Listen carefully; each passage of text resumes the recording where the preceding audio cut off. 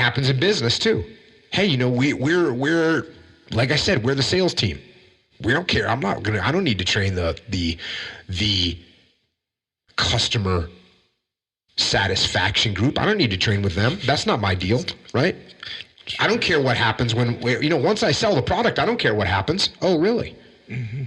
You should care what happens, because if the client calls customer satisfaction and looks for a solution to a problem that they've got as they're implementing the thing that you just sold them, and the solution isn't there, guess what? You're not getting good reviews, and you're not going to sell any more product to that company. Mm-mm.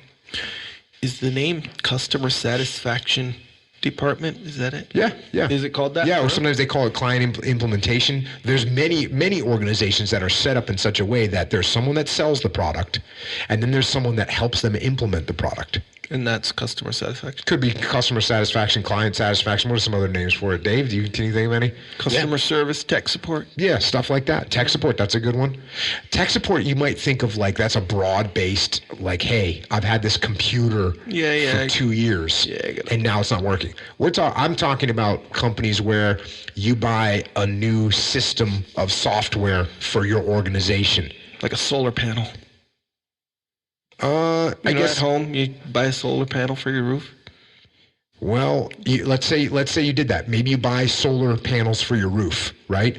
And then, great, you're the salesman. You sell them to me. Guess what you're done when you're done selling me my solar panels? You're on trying to sell the next pair. So when I call, because the installation I'm having a hard time with, I call customer satisfaction. It's Dave. Dave picks up the phone. Hey, I just ordered this thing, and now he says, well, how many, and I say, look, we're having trouble installing this. It doesn't fit on my roof right. And you say, okay, well, how many panels did you get? And what size are they? And all of a sudden, he realizes that he needs to give you feedback that, listen, if the roof is this angle, it fits a different way. And so now you can sell the product better, and that will keep people more satisfied. You can also do a follow-up call with me and say, hey, sir, I'm really sorry. When I measured your roof, I thought it was this angle, and so I sold you this thing. Here's what we're going to do. We're actually going to come out and pick up 3 of the panels that you're not going to need anymore, and I'm going to give you a 10% rebate, and we're also sending an installer out there to give you a hand. And boom, right? Now I'm taken care of. We're all happy. Now guess what I'm doing? When somebody asks me, oh, you got solar panels. What company? And I say, oh, Echo's Solar Panels. Is it a good company? Yeah, it was a little rough, but they got everything taken care of. You should definitely call them. You see where I'm going with this? Yeah, fully, and that's weird. Dang, you just took me down the rabbit hole of solar installation. That was good. Instead of trying to find good and stuff, like let's say now, me and you are talking, mm-hmm. I would look at you and say, okay, what the fuck is this guy? I'll be waiting. Everything that came out of your mouth, I'd be like, what? I'll be picking you apart, man, thinking, are you judging me? Are you criticizing me? So it was a downward spiral growing up for me. Mm-hmm. And that learning disability really hurt me also, because I basically started copying on everybody's schoolwork. So from 4th grade until my junior year in high school, I cheated. Mm-hmm. And half my life, it's hard to talk about because it's real. Yeah. Shit happened. I was a survivor. I found ways to get through situations. So that's kind of how my childhood was. My sense is, there's quite a few people like that. Right. A lot of people came from abusive families. A lot of people in minorities were treated like shit in this country. Right. And so you're not alone. And the difference is you're able to talk about it. Big time. Which is huge. Right. So what was the turning point? Like, what shifted the flip the switch for you? There were a lot of turning points, and you'll hear about it as we talk, but one big turning point was when I turned that Spanish notebook in. So I was in Spanish class, obviously, opened my notebook up and said, nigger, we're going to kill you. Had a drawing of me, and actually talked to the principal, because I'm in the process of writing my book right now. Mm-hmm. His name is Kurt Freeman. He goes, yeah, I talked to him 2 days ago. No kidding. He said, I remember like it was yesterday. So I left my class, just didn't tell a teacher, went right to his office and showed him it, and he said, and I wasn't a good speller at all, obviously. I copied. And they spelled nigger Niger. I didn't know how to spell a nigger. You know what I'm saying? They spelled nigger Niger. So he looked at me and said, they're ignorant. And that was the best advice he can give me. Yeah. My mom was working 3 jobs. I was a latchkey kid. I was on my own. Mm-hmm. I did my own thing, man. I missed almost all of my junior year of high school, never went to school, just did my own thing. And that was a turning point when I really realized I was on my own. Mm-hmm. It just kind of hit me. Like, the best advice you can give me is just spell nigger Niger. And pretty much, I think he called my mom up and I went back to class.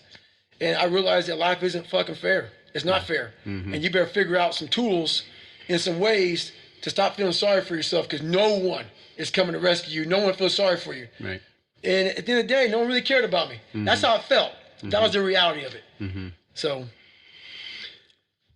Except for your mom. Yes, my mom big time cared, but she was busy. She was busy. When you have your soul taken from you, my dad did a good job of that. And then her soon to be, they were gonna get married the next month. He got murdered the day after Christmas.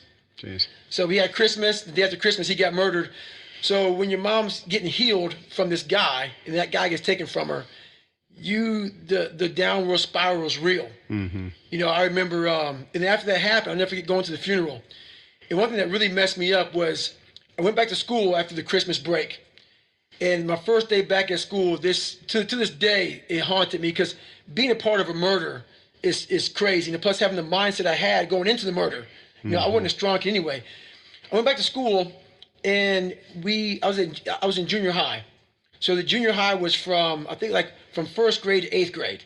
I eventually dropped out of high school. I was homeless for about 2.5 years. And, through education, I think is where, I got my turnaround. I'm not saying degrees. That's not what I'm talking about. I'm talking about, going to school and really learning how to identify my craft, how to hone in on my craft, and how to sharpen that craft. And so I started a GED program because I received my GED.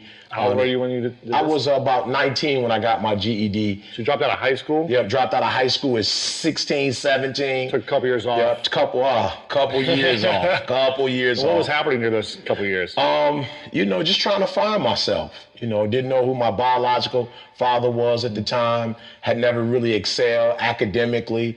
I was a good athlete, but because I didn't keep my grades up, I couldn't play regularly. So I was just trying to find myself, and I was fortunate enough, to get in a good church with some good people who helped mentor me, sent me to college, started dating a young lady at the time who challenged me to go to school with her or she was going to break up with me.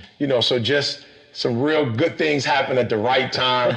Ended up going to college, took me 12 long years. And I think the challenge was I didn't know the code, the rules. I didn't know the language of academia. And I really had to humble myself, and really buckle down. And that's what I did. I started working on my oratorical skills. Most people won't believe it, but I got a C-, in fundamentals of speech,